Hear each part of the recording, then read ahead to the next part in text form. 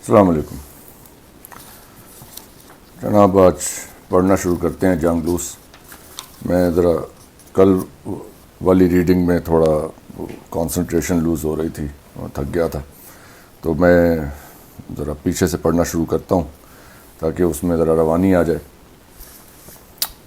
تو ابھی ہم یہاں تک پہنچے تھے کہانی میں کہ وہ جو آدمی بھینس چرا کے لے کے جا رہا تھا، اس سے فرمائش کی تھی رحیم داد نے کہ وہ دوسری بھینس کھول کے لے آئے، اور پھر وہ لوگ نکل گئے تھے اور یہ لوگ اب ایک ٹوبے کی طرف اپنی پناہ کے لیے روانہ ہوئے۔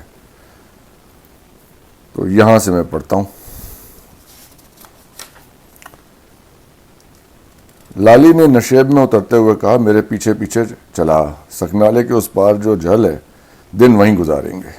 اس نے ایک ہاتھ اٹھا کر درختوں کے دور تک پھیلے ہوئے سلسلے کی جانب اشارہ کیا۔ یہ گھنا جنگل تھا اور قریب بھی تھا۔ رحیم داد چپ چاپ لالی کے ہمراہ نشیب میں اترنے لگا۔ دونوں آگے بڑھے، سکنالے پر پہنچے۔ کچھ دور جانے کے بعد ٹوبہ ملا۔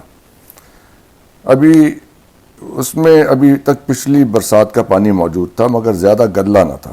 دونوں ٹوبے کے کنارے بیٹھ گئے، چلو بھر کر پانی پیا، منہ دھویا، ہاتھ دھوئے اور تر و تازہ ہو کر درختوں کی جانب بڑھے۔ اب مشرق میں روشنی کا سرخ الاؤ دہکنے لگا تھا، سورج طلوع ہو رہا تھا، مگر جھل کے درختوں کے نیچے ابھی تک اندھیرا تھا۔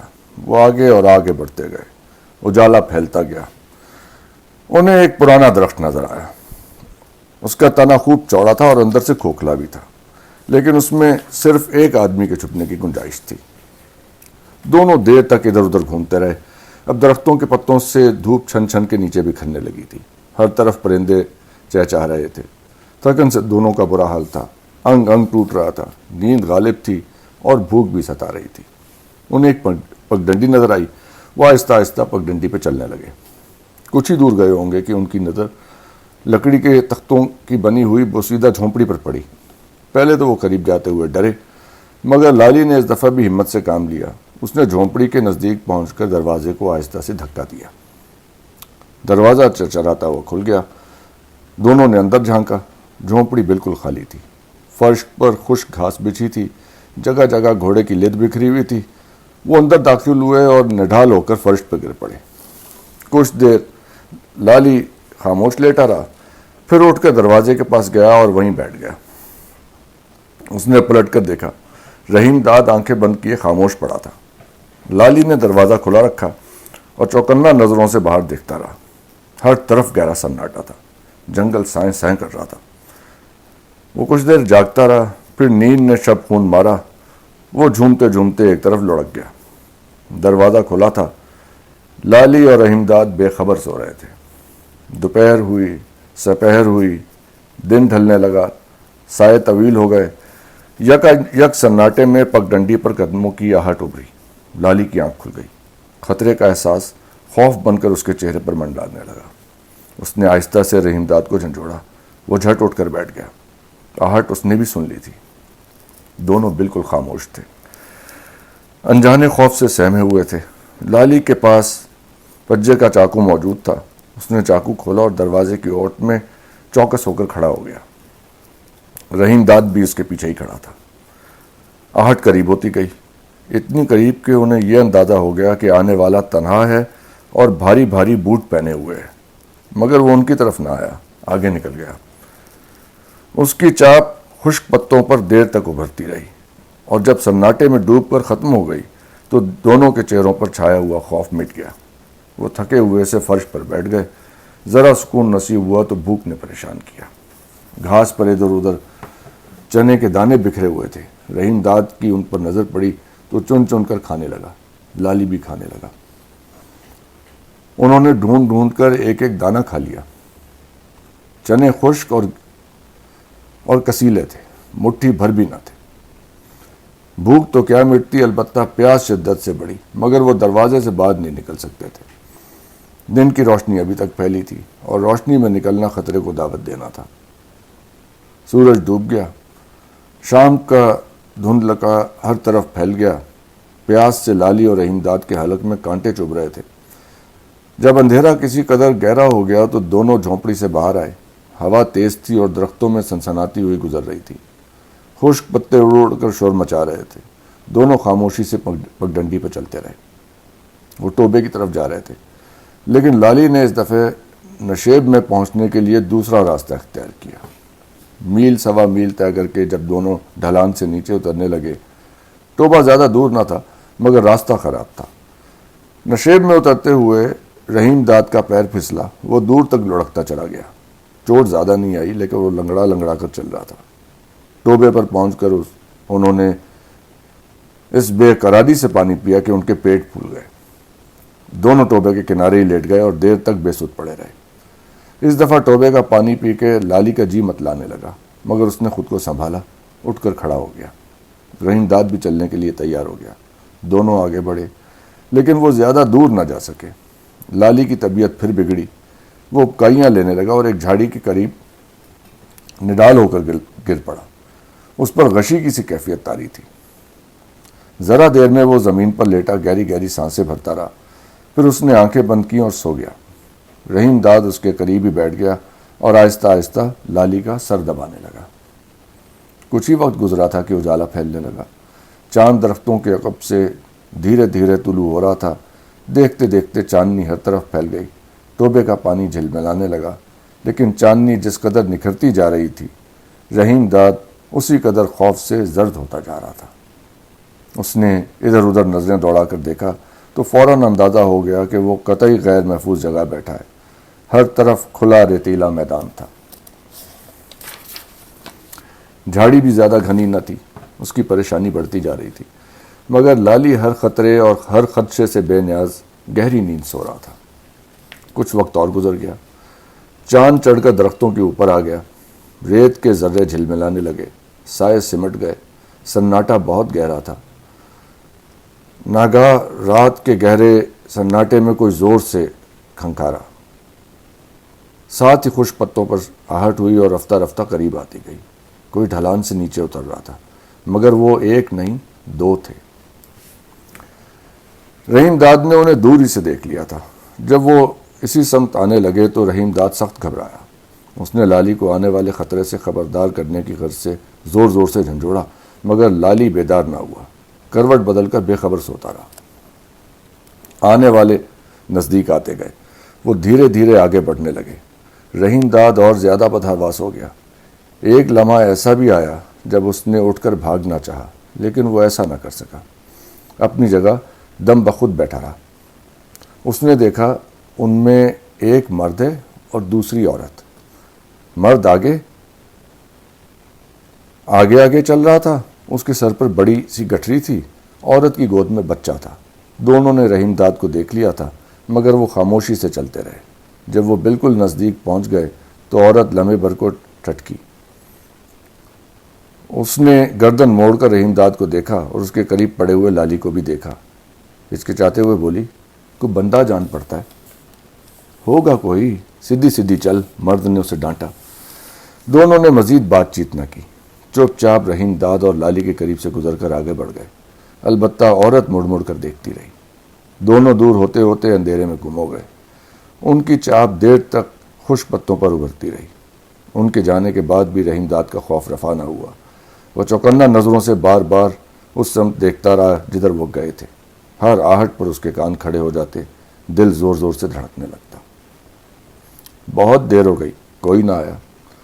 چاند چڑھتے چڑھتے آسمان کے بیچوں بیچ پہنچ گیا۔ رات پوری طرح جاگ رہی تھی اور لالی سو رہا تھا۔ وہ آدھی رات کے بعد جاگا، اٹھ کر بیٹھا تو رحیم داد نے پوچھا، اب تیرا جی کیسا ہے؟ لالی نے انگڑائی لے کر جواب دیا، ٹھیک ہی ہے۔ اس نے آنکھیں پھاڑ پھاڑ کر چاند کو دیکھا۔ بہت رات ہو گئی، مجھے جگایا بھی نہیں۔ بہت جگایا، تجھے اپنا ہوش ہی کب تھا؟ طبیعت بہت بگڑ گئی تھی۔ لالی اٹھ کر کھڑا ہو گیا۔ رحیم میں کھڑا ہو جا، اپنے پاس تو چلنے کے لیے رات ہی ہے، دن میں کہیں چھپ کر آرام کریں گے۔ رحیم داد چپ چاپ اٹھ کر کھڑا ہو گیا۔ دونوں آگے بڑھے اور کہیں ٹھہرے بغیر مسلسل چلتے رہے۔ چاند ڈوب گیا، اندھیرا چھا گیا، راستہ دشوار ہو گیا اور وہ سکنالے کی گزرگاہ پر چلتے رہے۔ زمین ریتیلی اور ناہموار تھی۔ دونوں طرف اونچے اونچے ٹیلے اور ٹبے تھے، کہیں کہیں ببول اور بیری کے درخت تھے، جنگلی جھاڑیوں کے جھنڈ تھے۔ انہوں نے سستانے کی مطلق کوشش نہ کی، آگے اور آگے بڑھتے گئے۔ جب صبح کا ہلکا ہلکا اجالا پھیلا اور اندھیرا چھٹا تو وہ ایسی جگہ پہنچ چکے تھے جہاں گھاس اور سرکنڈوں کے اونچے اونچے پودے تھے۔ زمین دلدلی تھی، اس قدر نرم اور پولی کہ پیر اندر دھنستے تھے۔ ان میں دلدل عبور کرنے کی ہمت نہ تھی، دونوں تھکن سے نڈال ہو رہے تھے۔ سورج بھی طلوع ہونے والا تھا۔ انہوں نے آگے جانے کا ارادہ ترک کر دیا اور ایک اونچے ٹیلے پر چڑھ گئے۔ ہر طرف ویرانی چھائی تھی۔ دونوں نے بلندی سے دیکھا کہ دلدل کے اس پار بہت بڑا ٹوبہ ہے جو صبح کی روشنی میں شفاف جھیل کی طرح جھلملاتا دور تک پھیلا چلا گیا ہے۔ کچھ دور آگے سنگنالے پر پل تھا جس پر سڑک گزرتی تھی، یہ پاک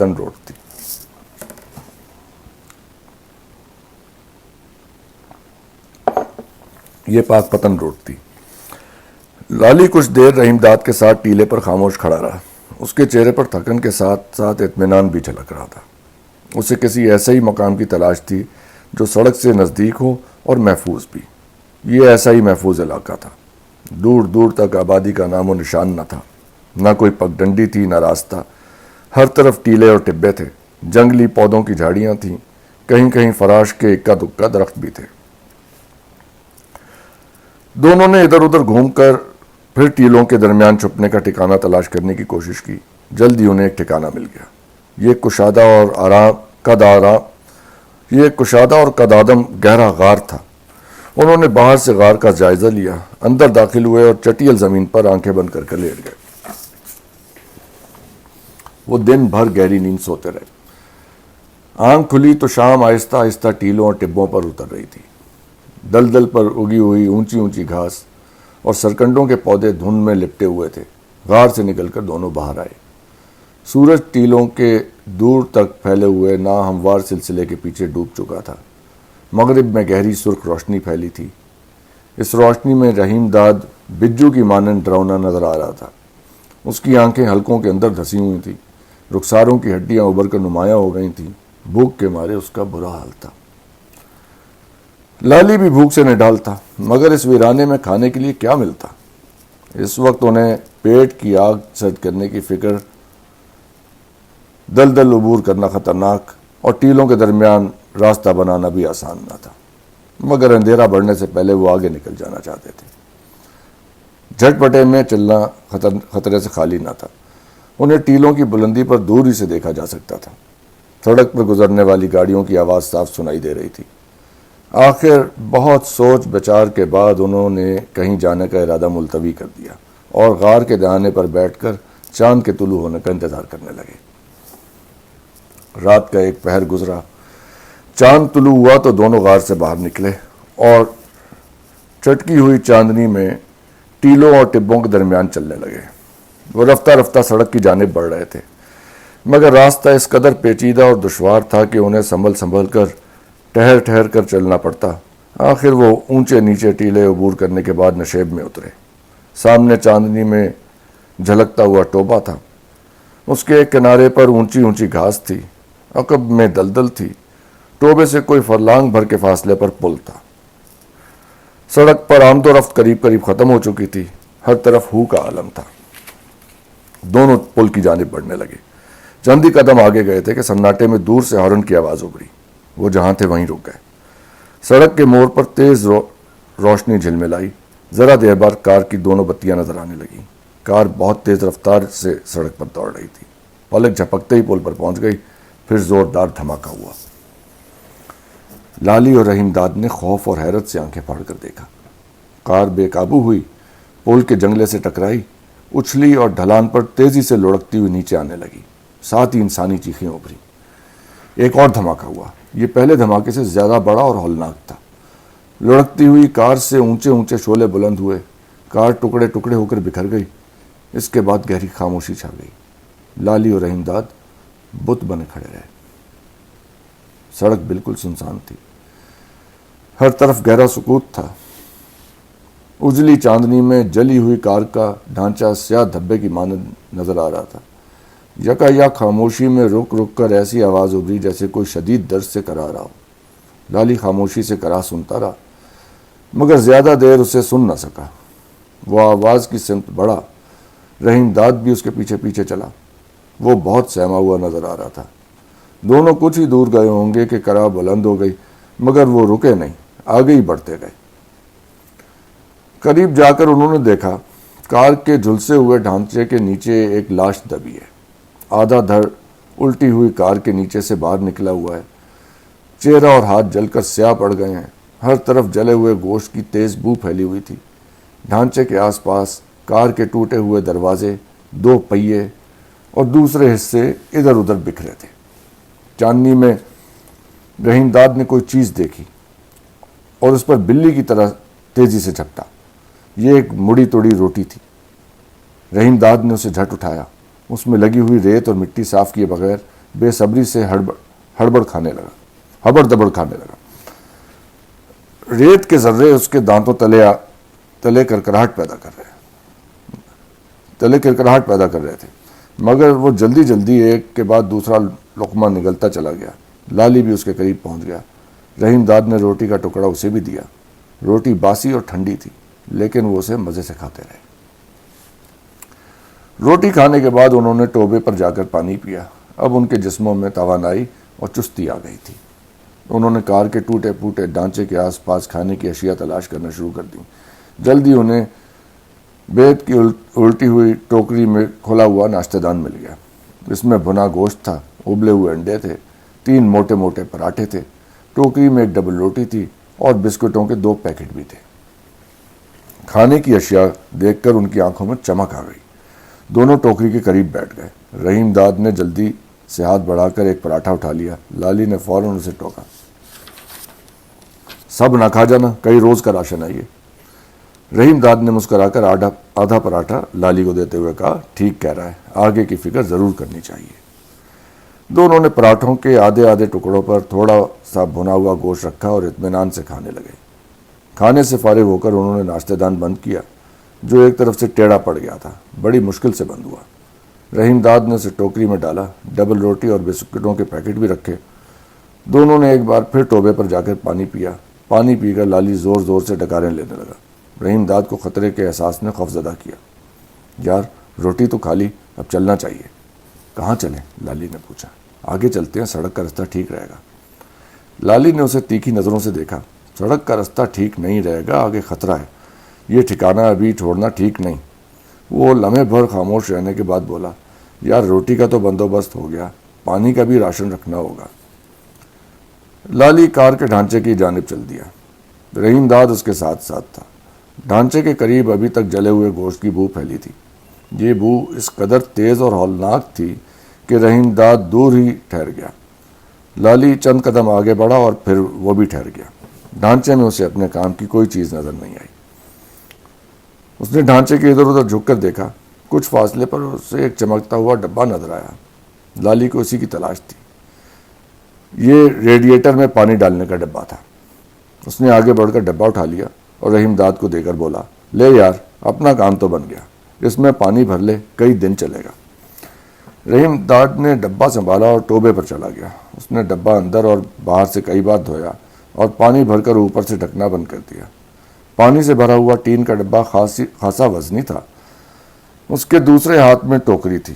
وہ آہستہ آہستہ چلتا ہوا لالی کے پاس پہنچا۔ وہ ڈھانچے سے ہٹ کر کوئی 20 قدم دور ایک تودے کے قریب کھڑا تھا۔ اس کے سامنے زمین پر ایک آدمی پڑا تھا۔ رحیم داد نے آگے بڑھ کر دیکھا۔ آدمی کا چہرہ اور بال خاک سے لتھڑے ہوئے تھے۔ دائنا ہاتھ کونی کے پاس سے کٹ کر علیحدہ ہو گیا تھا۔ وہ سفید بشرٹ اور گہری نیلی پتلون پہنے ہوئے تھا۔ پیروں میں سیاہ جوتے تھے۔ اجلی چاندنی میں ایک ایک چیز صاف نظر آ رہی تھی۔ وضع قطع سے وہ سرکاری افسر لگتا تھا۔ رحیم داد نے آہستہ سے کہا، مر گیا؟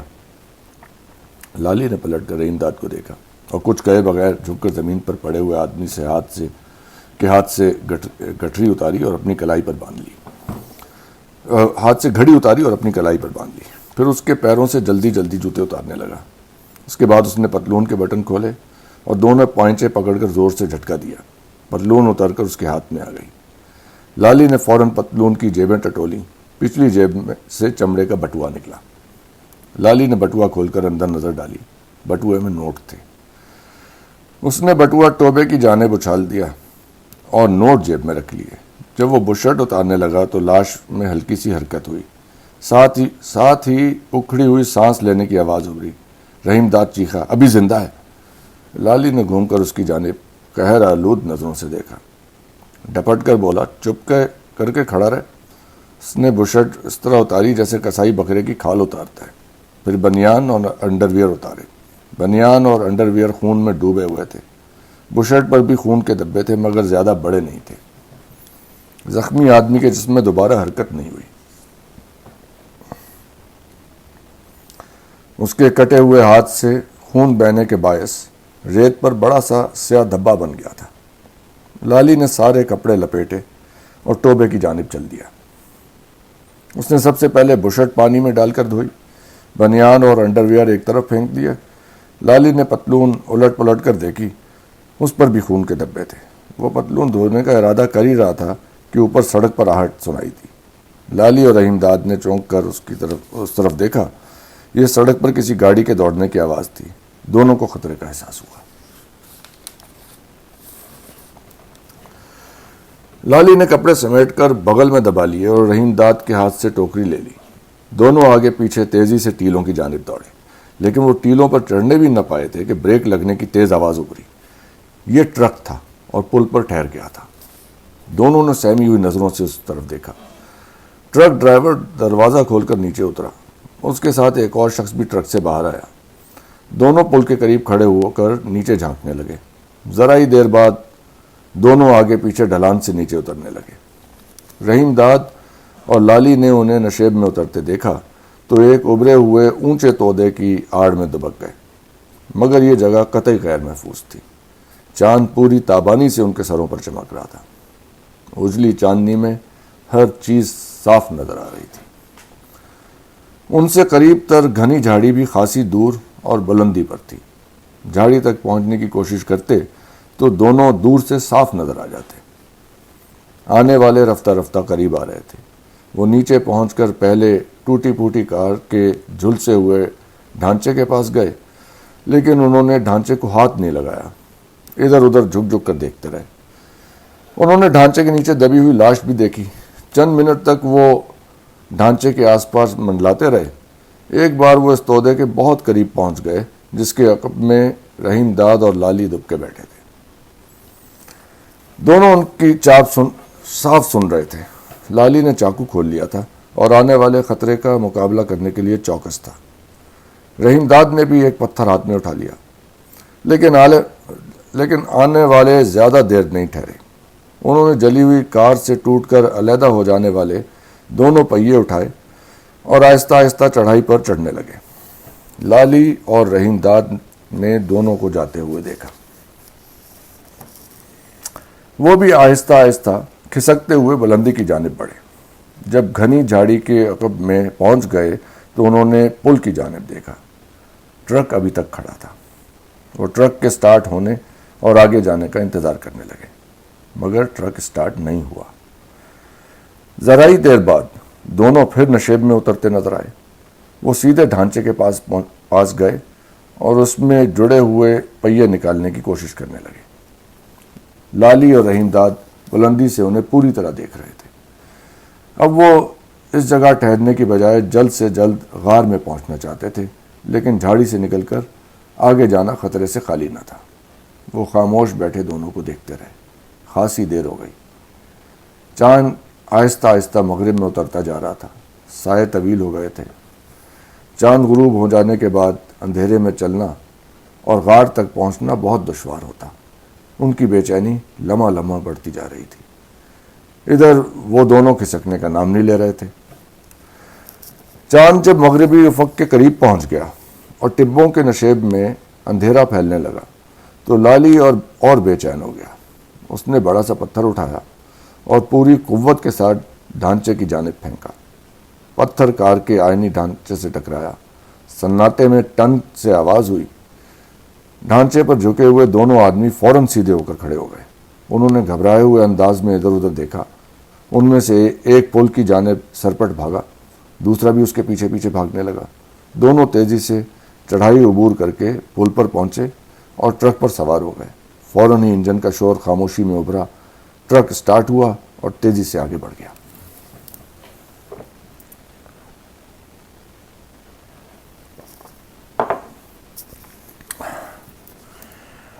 ٹرک کے جانے کے بعد لالی ٹھٹھا مار کر ہنسا۔ رحیم داد بھی مسکرانے لگا۔ لالی نے اس کی پیٹھ پر بے تکلف دھب مارا۔ کہو استاد، کیسی رہی ترکیب نمبر 14؟ وہ فوراً کھڑا ہو گیا۔ اس نے چاقو بند کیا، ٹوکری اٹھائی اور کپڑے بغل میں دبا لیے۔ دونوں سنبھل سنبھل کر ٹیلوں پر چڑھنے لگے۔ رحیم داد ایک ہاتھ میں پانی سے بھرا ہوا ٹین کا ڈبہ اٹھائے لالی کے پیچھے پیچھے چل رہا تھا۔ دونوں غار کے قریب پہنچے تو اندھیرا ہر طرف پھیل چکا تھا۔ رحیم داد بہت تھکا ہوا تھا۔ وہ پانی کا ڈبہ کونے میں رکھ کر لیٹ گیا، لیکن لالی ٹوکری اور بغل میں دبے ہوئے کپڑے رکھنے کے بعد بھی نہیں لیٹا۔ اس نے گیلی بشرٹ اٹھائی، جھٹکا دے کر پانی جھاڑا، غار کے دہانے پر پہنچا، بشرٹ ایک تودے پر پھیلا دی اور اس کے کناروں پر بھاری بھاری پتھر رکھ دیے تاکہ تیز ہوا میں اڑ نہ جائے۔ ہوا سیٹیاں بجاتی ٹیلوں اور ٹبوں کے درمیان سے گزر رہی تھی۔ چاند بہت دور ایک اونچے ٹبے کے پیچھے آہستہ آہستہ اتر رہا تھا۔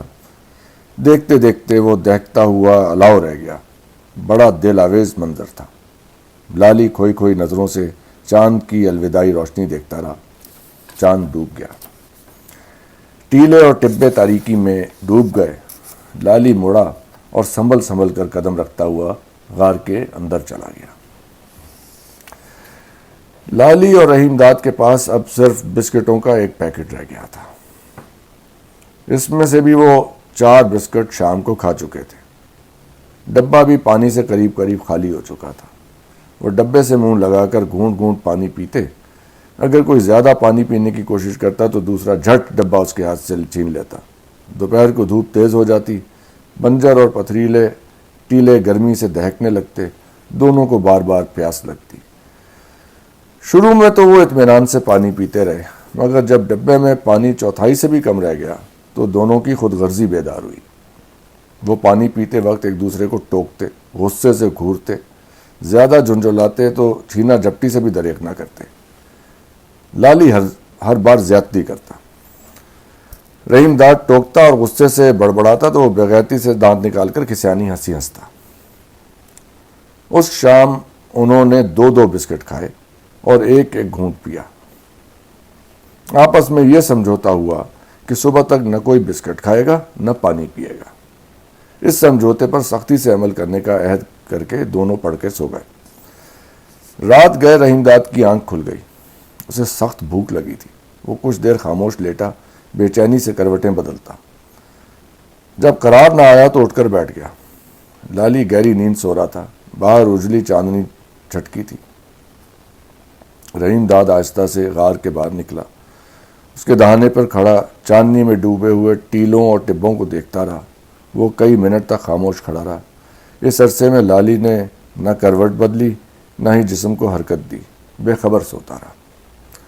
رحیم داد گردن موڑے اسے ایک ٹک دیکھتا رہا، پھر ہولے ہولے چلتا ہوا غار کے اندر گیا، ٹٹول کر بسکٹ کا پیکٹ اٹھایا اور آہستہ آہستہ بسکٹ کھانے لگا۔ اس نے ایک بسکٹ ختم کیا، ٹین کا ڈبہ اٹھایا، اس کا ڈھکنا کھولا اور جیسے ہی گردن اونچی کی ڈبہ منہ سے لگایا، اچانک کسی نے اس کی گردن دبوچ لی۔ یہ لالی تھا اور اسے خون خوار نظروں سے گھور رہا تھا۔ لمحے بھر خاموش رہ کے غصے سے دہاڑا، اور کنجر یہ 420! رحیم داد کے سیانہ ہو کر بولا، یار میری گردن تو چھوڑ۔ لالی نے زور سے دھکا دیا۔ رحیم داد لڑکتا ہوا دور تک چلا گیا۔ اس کا سر غار کی پتھریلی دیوار کے ساتھ کھٹاک سے ٹکرایا۔ آنکھوں تلے اندھیرا آ گیا۔ اس نے زبان سے کچھ نہ کہا، چند لمحے خاموش پڑا رہا، پھر اٹھ کر بیٹھ گیا۔ اس نے ہاتھ بڑھا کر پانی کا ڈبہ اٹھایا اور غار کے باہر پھینک دیا۔ بسکٹوں کا پیکٹ بھی اٹھا کے غصے سے پھینک دیا اور غضبناک ہو کر بولا، لے جا، سب کچھ لے جا، میں نے کچھ نہیں لینا۔ لالی اس حرکت پر اور جھنجھلایا۔ دانت پیس کر رحیم داد پر جھپٹا اور گھونسوں اور لاتوں سے اس کی مرمت کرنے لگا۔ رحیم داد کچھ دیر تو خاموشی سے پٹتا رہا، پھر جپاک سر اٹھ کر کھڑا ہو گیا. گردن جھکا کر اس نے لالی کے منہ پر زور سے ٹکر ماری. چوٹ کراری آئی. لالی کا جبڑا ہل گیا. وہ تکلیف سے بلبلا کر رحیم داد کو مارنے کے لیے پل پڑا. رحیم داد بھی پسپانا ہوا. دونوں گتھم گتھا ہو گئے. لالی کو جلدی اندازہ ہو گیا کہ وہ رحیم داد کو جس قدر کمزور اور بودا سمجھتا تھا ایسا ہرگز نہ تھا. اس کے ہاتھ پیروں میں خاصا کسبل تھا. ایک بار اس نے زور لگا کر لالی کو گرا دیا اور اس کے سینے پر چڑھ بیٹھا. لالی بے بس ہو گیا. وہ ذرا دیر تک زمین پر پڑا بے بسی سے ادھر ادھر گردن ہلاتا رہا اور رحیم داد تابڑ توڑ مکے لگاتا رہا. آخر لالی نے ہاتھ بڑھا کر رحیم داد کا منہ دبوچ لیا اور دانت بھینچ کر پوری قوت سے دھکا دیا. رحیم داد کا سر زور سے پتھریلی دیوار سے ٹکرایا. وہ کراتا ہوا وہیں ڈہ گیا. لالی اٹھ کر بیٹھ گیا. رحیم داد دیوار کے پاس بے سد پڑا تھا. لالی خاموش بیٹھا اسے گھورتا رہا اور ہونٹوں سے رستا ہوا خون ہاتھ سے بار بار پہنچتا رہا. وہ کھسکتا ہوا رحیم داد کے پاس گیا. رحیم داد آنکھیں بند کیے چت لیٹا تھا اور رک رک کر سانس بھر رہا تھا. لالی نے آہستہ سے جھنجھوڑا مگر وہ بے سد پڑا رہا. لالی نے کئی بار جھنجھوڑا لیکن رحیم داد نے آنکھ نہ کھولی. لالی کا سارا غصہ جھاگ کی مانند بیٹھ گیا. وہ پریشان ہو گیا اور رحیم داد کی پیشانی اور کنپٹیوں کو ہولے ہولے سہلانے لگا. بہت دیر بعد رحیم داد نے آنکھ کھولی. اس کے سر میں ابھی تک درد تھا. اس نے دیکھا لالی اس کے سرانے بیٹھا ہے. رحیم داد نے کروٹ بدلی اور اٹھنے کی کوشش کی. لالی نے پیار سے ڈانٹا, لیٹا رہے, طبیعت کیسی ہے؟ رحیم داد نے کوئی جواب نہیں دیا, خاموش لیٹا رہا. لالی نے پوچھا, بولتا کیوں نہیں؟ طبیعت تو اب ٹھیک ہے. اس دفعہ بھی رحیم داد نے کوئی جواب نہیں دیا. لالی نے نرم لہجے میں کہا, یار زیادتی ہو گئی, معاف کر دے, یہ غصہ بہت حرام کا تخم ہوتا ہے. اس نے رحیم داد کا ہاتھ پکڑ کر اٹھایا. لے اب تو اٹھ جا پیارے. رحیم داد اٹھ کر بیٹھ گیا مگر زبان سے کچھ نہیں کہا. لالی چپ چاپ اٹھا اور غار سے باہر چلا گیا. ذرا دیر بعد واپس آیا. اس نے بسکٹ کا پیکٹ اور پانی کا ڈبہ رحیم داد کے سامنے رکھ دیا. چمکار کر گویا ہوا, سارے بسکٹ کھا لے, پانی بھی سارا پی لے, میری پرواہ نہ کر, کل کی کل دیکھی جائے گی. اس نے ایک بسکٹ اٹھایا اور رحیم داد کے ہونٹوں سے لگا کر بولا, لے اب تو کھا لے, زیادہ نخرہ ٹھیک نہیں ہوتا. رحیم داد نے اس کا ہاتھ جھٹکتے ہوئے بیزاری سے کہا, میں نے کچھ نہیں کھانا. اس کی آواز بھرائی ہوئی تھی. اس نے دونوں ہاتھوں سے اپنا چہرہ چھپا لیا اور آہستہ آہستہ سسکیاں لینے لگا, سسکیاں بھرنے لگا. لالی نے اس کا کندھا تھپکتے ہوئے کہا, تو زنانیوں کی طرح ٹسوے بہانے لگا, یار اس میں رونے کی کون سی گل ہے؟ رحیم داد نے کوئی جواب نہیں دیا, خاموش بیٹھا سسکیاں بھرتا رہا. لالی نے پانی کا ڈبہ اٹھا کر رحیم داد کے سامنے کر دیا. لے گھونٹ بھر پانی پی لے. لالی مجھے تنگ نہ کر, جی بھر کے رو لینے دے. مگر تو رو کیوں رہا ہے؟ رحیم داد نے اس کی بات کا کوئی جواب نہیں دیا. خاموشی سے اٹھا اور غار سے باہر جانے لگا. لالی اسے باہر جاتا دیکھ کر بولا, کہاں جا رہا ہے؟ جیل. رحیم داد نے اس کی جانب دیکھے بغیر کہا. لالی اس کی جانب لپکا اور ہاتھ پکڑ کے, تیرا مغز چل گیا ہے؟ رحیم داد نے اپنا ہاتھ چھڑاتے ہوئے کہا, مجھے جانے دے لالی, اب میں یہاں نہیں رہ سکتا. ایسی زندگی سے تو جیل بھلی. لالی بے تکلفی سے ہنسنے لگا. اتنی جلدی گھبرا گیا یار, چند روز کی بات ہے, پھر سب کچھ ٹھیک ہو جائے گا. رحیم داد بیزاری سے بولا, مجھے نہ روک, میں تیرے راستے پہ نہیں چل سکتا. میرے نصیب میں جتنے دن کی جیل لکھی ہے کاٹ لوں گا, مگر اب تو دگنی کاٹنی پڑے گی, مشقت بھی زیادہ کرنی پڑے گی, قید تنہائی بھی ہوگی. جیل سے بھاگنا ماحول نہیں ہے, کیا سمجھا؟ سب کچھ سمجھ گیا, مگر میں اب یہاں نہیں رہوں گا. لالی نے ہلکا سا کہہ کر بلند کیا, میرے ساتھ بھی نہیں رہے گا جانے من, یہ بے وفائی ہے. وہ لمحے بھر رک کر بولا, مگر میں تجھے اکیلا نہیں جانے دوں گا, دونوں ساتھ ساتھ چلیں گے. لے اب تو مان جا. لالی نے رحیم داد کا بازو پکڑا اور کھینچ کر اندر لے آیا. رحیم داد خاموشی سے زمین پر بیٹھ گیا. لالی بھی اس کے قریب ہی بیٹھ گیا. دیوار سے ٹیک لگا کر بولا, اب آرام نال گل بات ہوگی, بول کیا کہتا ہے؟ گل ہے لالی, مجھے یہ زندگی بالکل پسند نہیں. تو کیا مجھے چنگی لگتی ہے؟ ایک دم واہیات ہے. پر اب میں کچھ کر بھی تو نہیں سکتا. یہ تو سوچ اس طرح کب تک کام چلے گا. ٹھیک کہہ رہا ہے, کچھ نہ کچھ کرنا پڑے گا اور چھیتی کرنا پڑے گا. لالی ذرا دیر خاموش بیٹھا سوچتا رہا. اس نے رحیم داد کی جانب دیکھا اور اٹھ کر کھڑا ہو گیا. تیار ہو جا, ابھی تو رات رہتی ہے, چاندنی بھی ہے. وہ لمحے بھر کے لیے رکا. بسکٹ کھا کر پانی پی لے, دیکھ انکار نہ کرنا. رحیم داد نے کچھ کہے بغیر پیکٹ سے بسکٹ نکال کر کھانا شروع کر دیے. وہ بسکٹ کھاتا رہا اور لالی اپنی جیل کی وردی اتارنے لگا. وردی اتار کر اس نے پتلون پہنی. پتلون ذرا تنگ تھی, البتہ بشرٹ اس کے جسم پر ٹھیک رہی, لیکن جوتے ڈھیلے تھے. لالی نے جیل کا کرتا پھاڑا اور اس کی دھجیاں بھر کر جوتے پہن لیے. جب وہ کپڑے بدل چکا تو ہنس کر بولا, کیسا لگ رہا ہوں؟ بالکل صاحب بہادر لگ رہا ہے. پرواہ نہ کر, تجھے بھی صاحب بہادر بنا دوں گا. لالی نے جیب سے نوٹ نکالے, انہیں فضا میں لہرایا. 140 سے اوپر ہے. وہ اپنی بات کہتے کہتے افسردہ ہو گیا. پتہ نہیں مرنے والا کون تھا. چنگا ہی بندہ تھا. اپنے لیے تو پتلون کی جیب میں یہ روپیہ چھوڑ گیا, کام بن گیا. اوپر سے راشن پانی کا بندوبست بھی ہو گیا. یار میں کہتا ہوں اس روز روٹی ٹکر نہ ملتا تو کیا ہوتا, ذرا سوچ کیا ہوتا. چلا تک تو جا نہیں رہا تھا. رحیم داد نے بسکٹ کا پیکٹ لالی کی طرف بڑھایا اور بار بار انکار کے باوجود اصرار کر کے بچے ہوئے بسکٹ اسے کھلا دیے. مگر جب لالی نے پانی پینے کے لیے ڈبہ اٹھا کر منہ سے لگایا تو مشکل سے چند قطرے نکلے. سخت کوفت ہوئی. بسکٹ کھانے سے گلا خشک پڑ گیا تھا. پیاس اچانک بڑھ گئی تھی. اس نے جلدی جلدی جیل کی وردی بھاری پتھر کے نیچے چھپائی, ٹین کا ڈبہ اٹھا کر دور پھینکا اور رحیم داد کے ہمراہ غار سے نکل کر ناہموار ٹیلوں پر چلنے لگا. دونوں ایک بار پھر نشیب میں اتر رہے تھے. سامنے چاندنی میں جھلکتا ہوا ٹوبہ تھا, آگے پل تھا اور سڑک ویران تھی. میں یہاں بریک لیتا ہوں. 10 منٹ کے بعد میں ذرا ایک چائے کا کپ پیوں گا اور اس کو آ کے میں دوبارہ پڑھتا ہوں. آئی ول فنش. نہیں میں یہ پڑھ لیتا ہوں, یہ ایک صفحہ ہے, یہ ختم ہو جائے گا چیپٹر. پھر اس کے بعد بریک لے کے 15 منٹ کی میں دوسرا چیپٹر سٹارٹ کروں گا. جی, تو دونوں ایک بار پھر نشیب میں اتر رہے تھے. سامنے چاندنی میں جھلکتا ہوا ٹوبہ تھا, آگے پل تھا اور سڑک ویران تھی.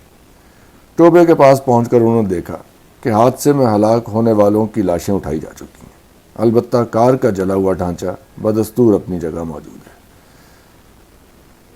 اس کے ٹوٹے پھوٹے ٹکڑے ادھر ادھر بکھرے ہوئے تھے. اجلی چاندنی میں سب کچھ صاف نظر آ رہا تھا. لالی اور رحیم داد نے جھک کر ٹوبے سے پانی پیا, منہ ہاتھ دھوئے اور تر و تازہ ہو کر آہستہ آہستہ چڑھائی چڑھتے ہوئے پل پر پہنچ گئے. دونوں کچھ دیر پل پر خاموش کھڑے رہے اور سوچتے رہے کہ انہیں کس سمت جانا چاہیے, مگر یہ فیصلہ لالی ہی کر سکتا تھا. رحیم داد ایسے موقعوں پر خاموش رہتا تھا. جدھر لالی چلتا بغیر ہیل و جت کے اس کے پیچھے پیچھے چل دیتا. لیکن لالی بھی اس وقت تذبذب میں مبتلا تھا. اسے کچھ پتہ نہ تھا کہ کہاں ہے, نہ یہ اندازہ تھا کہ کون سا راستہ دونوں کے لیے محفوظ رہے گا. رات ڈھلتی جا رہی تھی. چاند کی رنگت میں زردی آ گئی تھی. پاک پتن روڈ بالکل سنسان تھی. کئی منٹ گزر گئے. لالی کوئی فیصلہ نہیں کر سکا. اس نے رحیم داد سے مشورہ کیا. رحیم, اپنا تو مغز کام نہیں کر رہا, تو بتا کدھر چلے. میں نے کیا بتانا, جدھر کہے گا تیرے سنگ چل دوں گا. پر تینوں کہیں تو جانا ہوگا, تیرا تو گھر بار بھی ہے تو تجھے بتا بھی چکا ہوں. گھر والی ہے, ایک چھوری ہے, 2 پوت ہیں. چھوری مجھے بہت پیار کرتی ہے, یاد بھی بہت آتی ہے. رحیم داد اپنی بات کہتے کہتے غمزدہ ہو گیا. مگر میں اس کے پاس کیسے جا سکتا ہوں؟ گھر جانے کے سارے رستے تو میں نے خود ہی بند کر دیے. یار تیرا تو پورا ٹبر ہے, میں نے یہ جھنجٹ ہی نہیں پالا. تیری طرح کچھ یار دوست ہیں, انہی کے ساتھ گزرتی. یار دوستوں کے ذکر پر لالی کو شادو یاد آ گیا. اس کا بہت اچھا دوست تھا.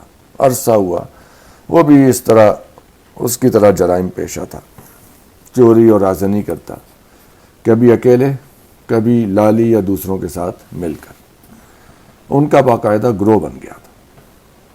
لالی بھی شادو کے ساتھ گروہ میں شامل تھا. انہوں نے لوٹ مار کا بازار گرم کیا، بے جگری سے ڈاکے ڈالے، خوب گل چھرے اڑائے، مگر ایک تانگے والے کی مخبری پر پکڑے گئے۔ مقدمہ چلا، سزائیں ہوئیں۔ جیل سے نکلے تو گروہ تتر بتر ہو چکا تھا۔ شادوں نے جیل کاٹنے کے بعد ایسی توبہ کی کہ پھر ادھر کا رخ نہ کیا، لیکن پولیس اسے برابر پریشان کرتی۔ علاقے میں چوری ڈاکہ زنی کی کوئی واردات ہوتی تو اسے ضرور تھانے میں بلایا جاتا، پوچھ گچھ ہوتی، ڈرایا دھمکایا جاتا۔ اب شادو لائل پور میں رہتا تھا اور سائیکلوں کی مرمت کا کام کرتا تھا۔ اس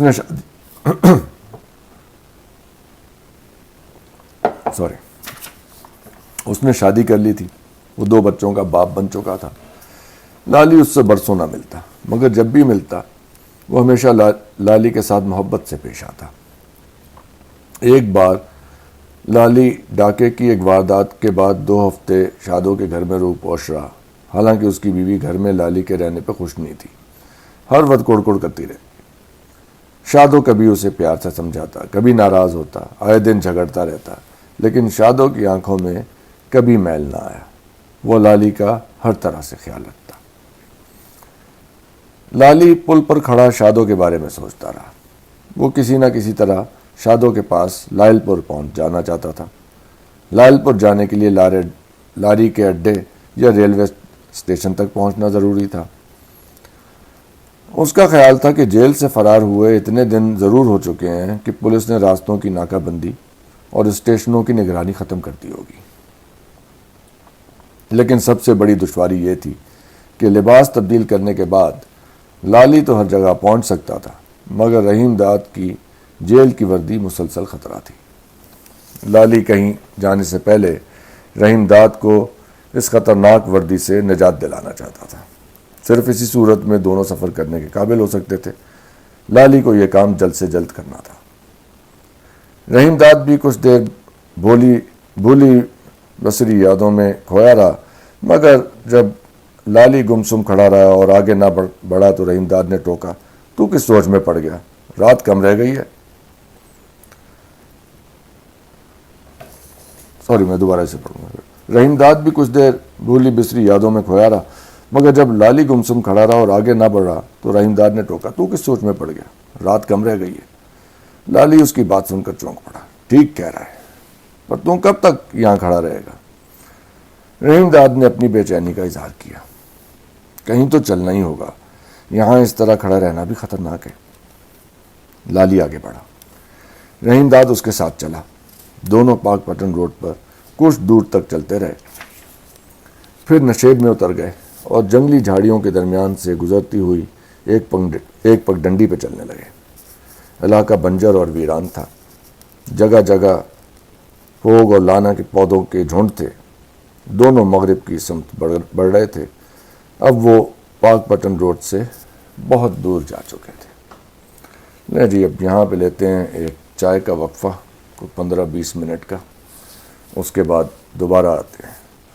آج یہ معاملہ آگے چلائیں گے، دوسرا اس کا باب سٹارٹ کرتے ہیں۔